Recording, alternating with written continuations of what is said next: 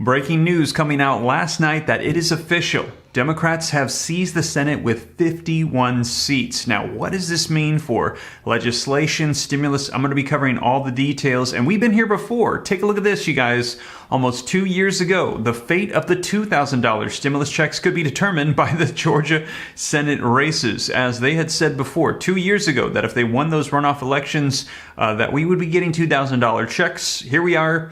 Still don't have the checks, but again, we had a Georgia Senate runoff election and Democrats won yet again. Now, that also comes, as we've heard though, that the House has flipped to the Republicans, and I've got some updates on you for that as well. As we're hearing, I mentioned to you some stimulus provisions they're trying to sneak into the omnibus bill. Get this done before the end of the year. I've shared with you about child tax credits, Social Security increases. Well, you guys, wait till you have to hear what Kevin McCarthy is saying, as he's saying, no, stop all of that. Wait till we get full control next year, and then we're going to have a lot more say as to what's going to be happening and stop the Democratic agenda. But you guys, let's dive in. Do me a favor, smash the like button, hit the subscribe button. Let's cover all of this stuff and take a look at this video footage just coming out on the Senate being seized by Democrats. 51, a slim majority. That is great, and we are so happy about it. First and foremost, I want to congratulate Raphael Warnock. I spoke to him this morning again on running, and he'll be up here later today, on running just a great race. Strong, inspiring, unifying, never daunted. I remember calling him the day the vote came in the general election. And even though he was disappointed that he came close, but not at 50, and he'd have to run again, he said, I'm raring to go, and we're going to win the runoff. And, of course, he did by not 0.5% or 1%, but by close to 3%. And it was because he did an amazing thing. He was just a person who had great faith. He had great strength. He had great conviction. He had great caring. He's a unique man who's had a great future. And I was brought to tears last night watching him tell his story in his concluding line in the sentence where he talked about his mom. And he said she grew up in the 50s picking someone else's cotton and somebody else's tobacco. And last night, this is so touching. Every time I read it, I get choked up. Last night, she helped pick her son to be a United States Senator. Only in America. Now, what does this exactly mean for Democrats? Why are they so happy? What's the celebration about? Well, 51 seats gives them the majority, which means that in the Senate, they can bypass the filibuster. So typically, with normal legislation, in order for them to pass a bill, they need 60 seats, 60 votes out of the 100 to vote in favor for it to pass it through the traditional means. However, with the filibuster, that 60 vote requirement, they can bypass that with a majority vote, which means they need 51 votes through the process of reconciliation, which means that they can use the reconciliation process with 51 votes, pass it through. There's nothing that Republicans can do to stop it in the Senate through this process. And they were trying to do this before with stimulus provisions. You'll recall stimulus checks, child tax credits, all of these things that they wanted to do. They likely would have gotten it done, but they had a 50-50 split. And one of the Democratic senators, Joe Manchin, and also Kyrsten Sinema, who are conservative Democrats, said, we need to stop the spending. We're concerned about inflation, and they would not vote in favor of reconciliation bills to pass for stimulus. Well, now they're saying that they can bypass one of those votes now that they've got 51 in the Senate. Now, that is through the means of reconciliation. Now, if they want to do things the traditional way, they got to get 60 votes, which means they'd have to get 9 Republicans on board, see if they can convince them to join on legislation.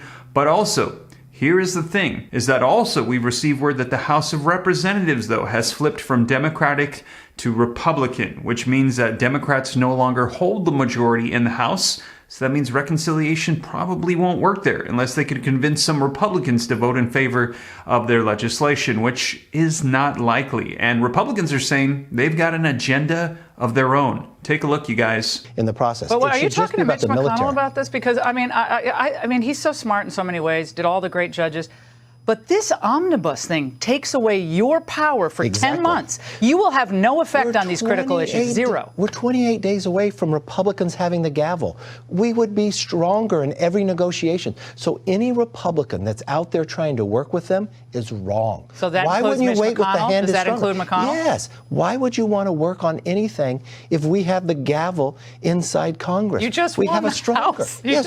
Wait till we're in charge. I told the president, if we don't have a lifting of the vaccine, I'll do it in January. There's no. I told the Secretary of Defense. He had him call me just Sunday night. But do they kind of know people are moving away from the vaccine mandates? Is that kind of a? I know they said they don't, but because this all be posturing and we're all kind of playing kabuki theater here. They're not, and we want to put it in law so they can. Think about it. If we win it here, where we can push it everywhere else. All right. Speaking of what that meeting with Biden was like, here's the story the president has been telling. They say. They were telling me that what we could do and what they were going to do. And I said, yeah, Biden recalled demonstrating that he responded to McCarthy by lifting up his pen and showing it to the room. They said, what are you doing? A pen, a veto, he said. Congressman, what's your side of that story? He didn't say that. He lifted up his pen because I said he was playing politics. And he lifted up his pen and put it down and shut up.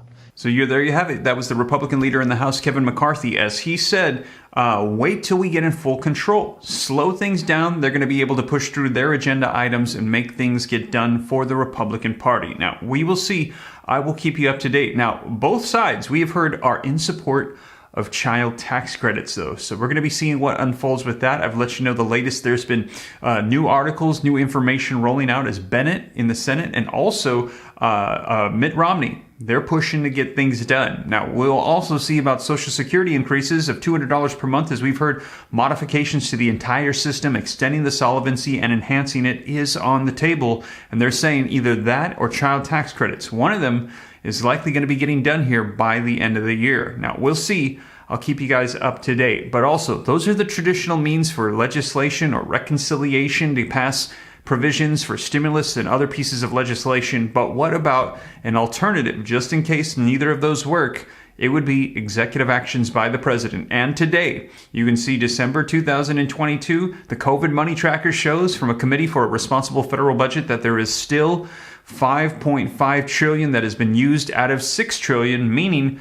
there's $500 billion of leftover stimulus funds just sitting there, which is literally enough to send out a fourth stimulus check of $2,000 to everybody in the nation. If the president thinks it's necessary to use those funds, he could reissue it, reallocate it, send it out to help out the American people. Or it could be used for other things too. Child tax credits, Social Security increases, student loan debt forgiveness, any of those. But we will see, and I'll keep you guys up to date. Now, if you want updates on those other provisions, check out these videos right here. I've done some for you to get you caught up to date on what's happening with stimulus checks and all the stimulus provisions. But with that being said, you guys, thank you so much for joining me. Don't forget, smash the like button if you haven't already, subscribe, and I'll catch you in the next video. Take care. God bless. This is Steve.